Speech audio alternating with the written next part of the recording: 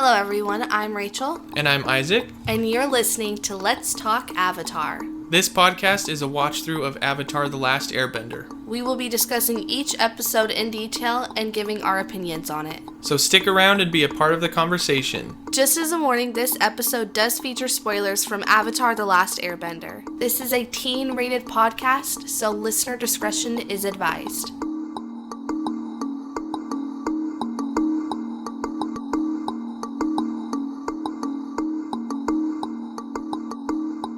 Welcome back, everyone, to the Let's Talk Avatar podcast. I am Isaac. And I'm Rachel. And this week's episode, we will be talking about episodes 5 through 8 of Season 2. Now, just a warning, the first episode in this batch of episodes was probably, in my opinion, the worst episode in the Avatar franchise. But the next 3 are literally my favorite episodes. So we're going to spend very little time on episode 5. Which is called The Avatar Day. Yeah, we just really didn't get into it. Let's just say that. Yeah. So, speaking of it, we should just jump in. Yeah, jump into it. So, it's called Avatar Day, and it's essentially a day to celebrate the Avatar, but in this case, the gang ends up arriving at a village that does not celebrate the Avatar. They actually burn floats of them because of what Avatar Kyoshi did to their village. But it's, again, one of those things in history where it's been so long, nobody really knows. It was misinterpreted. Yeah, misinformation. Nobody knows exactly what happened except for Kyoshi. So it's basically Aang is, put in a prison until Sokka and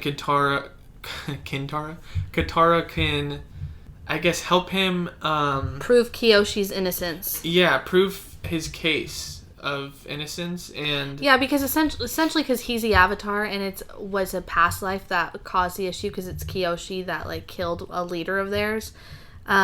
They're putting him in prison for what his past life did, what he did in his past life. So it's pretty much that. And here's the thing, Isaac and I are both fans of Kyoshi, but we both agree it takes away from her backstory, which is what we really want to know about. Not this. It's not what this little village has going on, you know? I would much rather have Kyoshi's backstory not be in the show, but in a standalone, animated short. Yeah. If it meant that it wasn't part of this episode. That's how bad the episode was. Yeah, it was really hard for us to get into it. It's just... It's filler. Yeah. It's filler. It's filler. Let's be honest. We'll just leave it at that. Let's move on to the next one, because moving on.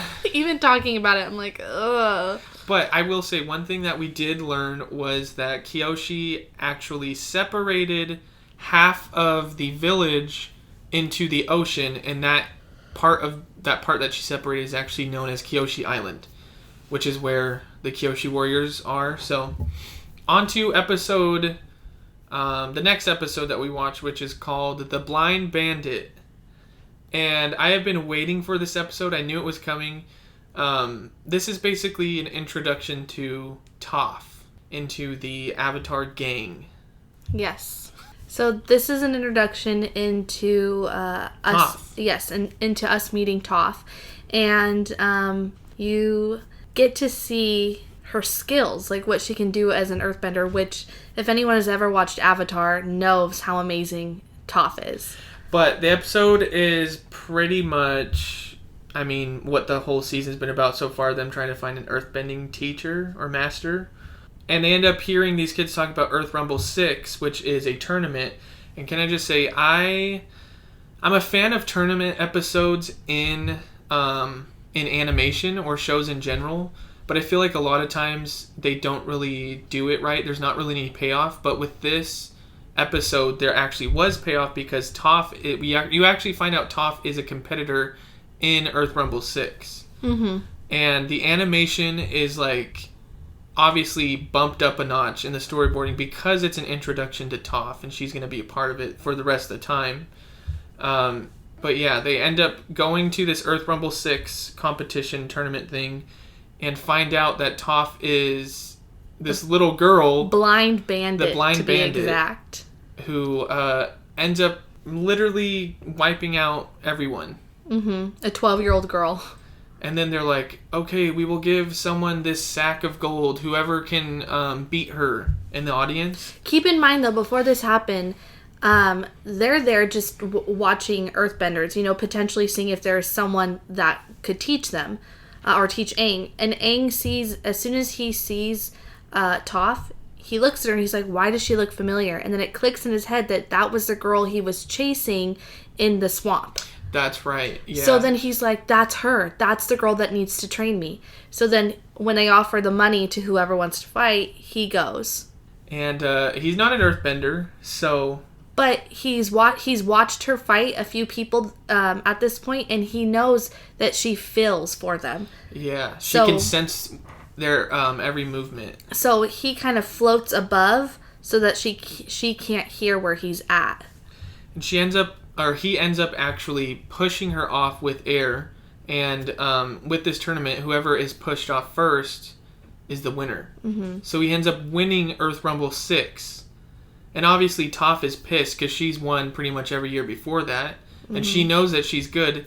And rightfully so. I mean, he used airbending. Yeah, she knows that he probably used something other than Earth. So, yeah, that's where it starts off. And then they end up finding her because of the Beifong's lineage and how their sign is like a flying boar. And I guess the Beifong family is one of like the richer families in the Earth Kingdom. That's why they're very known. But no one knows that they have a daughter. Yeah. Because she is blind, so her parents have always treated her as though she can't do anything. Which makes sense. I mean, you have a blind daughter, you wouldn't think. And she keeps her whole life secret from her parents. Because she doesn't want them to get upset at her, Because they look at her as like this little innocent child that really can't do anything for herself. When in reality, she's everything but that. I just think they were naive to her being blind, Yeah, I think they were doing what they thought was best. And obviously, I mean, most parents would react that way, trying to keep their daughter safe. And especially when it's their family, like a very rich, wealthy family. True. Wanting to keep their... lineage. Yeah, their lineage and their daughter safe. So it makes sense, but... her parents end up figuring out that she can earthbend and that she's the greatest earthbender so far. Which this is it's such a conspiracy. The reason why they figure out she has to earthbend is because all of the competitors in Earth Rumble 6 come together and are like, okay, that kid couldn't have beaten her. I didn't see him earthbend. So they think that Toph and they're him... like in cahoots to get the money. To get the money and split it. And which is obviously not the case. So the competitors actually come after them, and that's how Aang and Toph get taken. And then Katara is always the one to get like the family involved, and then like, oh, we need to come save them. So that's how they get there. Yeah, they end up getting Aang. Aang is visiting with Toph's family and Toph, and this is where you find out that her parents really don't know anything about her life. And then Toph and Aang are having their own moment talking about stuff, and Toph's opening up saying, like, my parents don't know about my life, and I'm not helpless, and I just want to fight, and do something. And then they end up getting captured, and so Toph's father comes, shows up with the money, they let Toph go, but then they're like, oh, we could get so much money for the Avatar. So Zuko and Katara are like, well, we're gonna get him, and... Zuko? Sokka, oh my gosh. Sokka and Katara are like, well, we're gonna save Aang, and Aang's like, no, I can handle it, just go. So they leave, go get Toph. Toph comes back and fights every single one of them, and then Katara and Sokka are able to get Aang out of the, like, metal box he's in, and, so that's how Toph's parents, while her dad is there watching, and her master, like earthbending master, are watching her fight, and they're like in awe of how amazing she is. This episode and the last episode we watched in this batch, they're really hard to explain without explaining every little detail because there's a lot of action. Yeah. So just bear with us. We're not meaning to like overload you guys with information, but like Isaac said, it's really hard to describe to you guys what's going on without including these details. And there are also details that are super important to the plot as well. Mm-hmm. Otherwise, we would just skip over and be like, oh, she was a good bender, Hence the reason we skipped over Avatar Day. Right? But in the end of the episode, Aang's like, hey, I want you to teach me. And she wants to teach him, but her parents say no. So then she starts crying, and Aang, Katara, and Sokka leave. And they're getting on Appa to leave, and then all of a sudden Toph shows up, and she's like, oh, my dad changed his mind. He said I can go with you guys. And they're like, okay. And me and Isaac are looking at each other like, yeah, your dad just happened to change his mind all of a sudden. But either anyway, you like fucked them up somehow, or you were just like, I'm gonna go regardless of what you guys say. Yeah, so she ends up going with them, and then at the very end of the episode, you see her dad talking to one of the people she faced in the arena, and then her earth bending master, and he's giving them money, and he's pretty much saying, do everything you can to bring her back, you know? Yeah. Or like to go after them. So at this point, we already know that Zuko still... He's off track, but he still wants to get the Avatar. Azula and her people are after the Avatar, and now these two Earthbenders are now after the Avatar. Yeah. Did we talk about Iroh and Zuko's storyline this episode? Oh no, it's very limited. It's very limited, but it's pretty much Zuko as the Blue Spirit, stealing. Mm-hmm. Like stealing from everyone he can, stealing tons of gold. Food, whatever he can. Yeah, from even, like, it looks like political diplomats, like some higher-up people. And Iroh notices, and he's like, we don't really need... All we need to do is get by right now. We don't need all of these luxuries. Yeah. Mm-hmm. But that's the only way that Zuko, I feel like, knows how to show affection. Mm-hmm. Because he's been so traumatized, which we'll get into in the next episode. Yeah, and he also decides that it's time for him to... go on his own. Yeah. And he tells Iroh, like, I need to go. Iroh obviously knows that and lets him go. And so from this point on, Zuko is by himself for the time being. And that's pretty much what happens in that episode. We get an introduction to Toph finally, and then you get to see more of Zuko's kind of what he has going on, but it's not very detailed. Yeah. So, 10 out of 10 episode. It is what we needed after Avatar Day. Yes, for sure. Oh my god. Not to drag this whole episode down, but going on to the next one.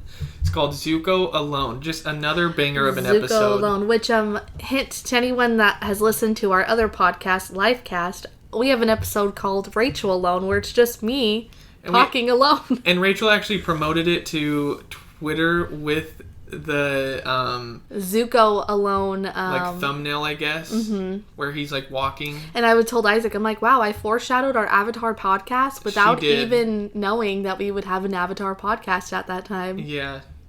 This episode though is, like it says, it's you get to see Zuko alone and what he has going on his side, while still us getting an insight and little more a peek into what the gang's doing. But Zuko ends up meeting or going to this town to get food because he's obviously starving, hungry. He's been alone. And he is going to buy 2 bags of feed, and these kids throw eggs at these soldiers across the way and run off. And so the soldiers turn around and they're like, they think it's Zuko that did it. And Zuko's like, it wasn't me. And they're like, well, who was it? And he's like, I don't know. Obviously knowing it was the kids, he didn't want to get them in trouble. And they're soldiers, and they end up taking Zuko's bags of feed, so he's still left with nothing. After that happens, which, keep in mind, me and Isaac noticed this, instead of fighting them, he walks away, which right there is a big jump for Zuko. It's showing how matured he's gotten just in that speech from Iroh. Yeah. But he ends up meeting this boy named Lee, and he says, thanks so much for not ratting me out. Do you want to come to my house? I can give you food, pretty much. So he goes to this boy's house, meets his family, and gets to know this little boy who ends up stealing his sword in the night and practicing like sword fighting. And then Zuko's like, that's not how you do it. Let me teach you.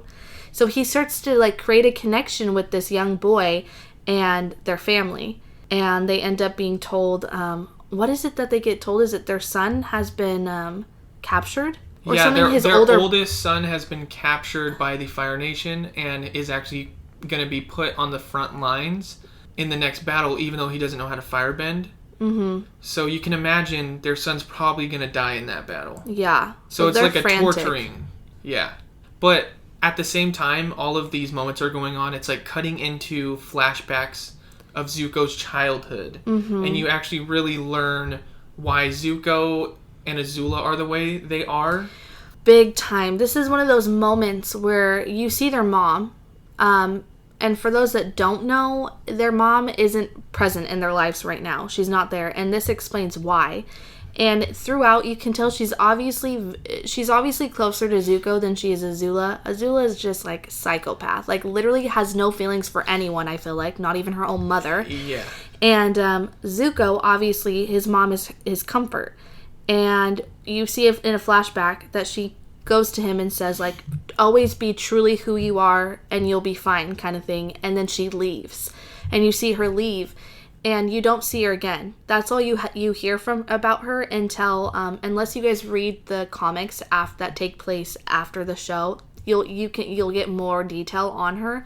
But in the story, you only ever see flashbacks, and so at this point, we know that she left them. And I told Isaac, I'm like, man, it makes you realize why Zuko fights for his dad's affection or acceptance so much, because in his eyes, think about it, at a young age, your mom leaves, you probably think something's wrong with you or that she didn't want you because she left, which in reality, the mom probably was like, I need to leave, but I can't take my kids with me because I'll put them in harm and they're safer here than they are with me, which understandable, and I'm sure there's stuff going on in the background too between her and their dad that we don't see, I guess it just shows a different aspect of affection from her, because if it were me, I would have taken Zuko and been like they are not safe here. It's going to cause them trauma, especially Zuko. It doesn't cause Azula anything because she's already a psychopath.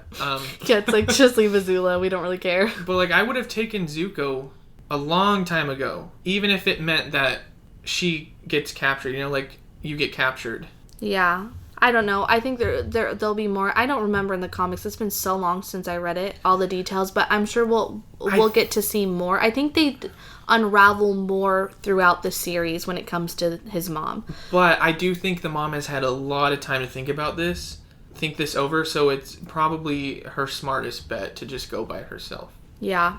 But you get to see why Zuko is the way that he is, and I mean, being that his mom left, it makes sense that he would fight for his dad's affection then, and you would understand like why he would be upset at his mom, because it's like, that was my comfort and now she's gone, which explains a lot about Zuko's character. And honestly, if you think about it, the reason Zuko is the way that he is probably because of all the anger and hurt he has from situations he's had growing up, Yeah. I mean, look at his life. His mom leaves him, then his dad bans him after almost killing him. Which, foreshadowing to the next episode we're going to talk about, you see that a lot at the end, but anyway. Yes, so in this episode, after he's had multiple flashbacks, he ends up helping this family get their son, and the little son, Lee, ends up seeing Zuko firebend. Well, first of all, Zuko is trying his hardest not to firebend because he knows what will happen. That their family's been greatly affected by the Fire Nation. And he knows that they will hate him because you're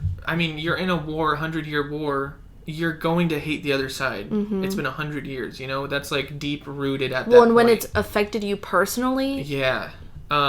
Even if they knew Zuko's intentions and knew that he was helping them. Mm-hmm. But Zuko has no choice but to firebend because this earthbender is coming after him, throwing all these rocks, and it's actually affecting Zuko. Yeah. And he's getting beaten up. So he decides to firebend.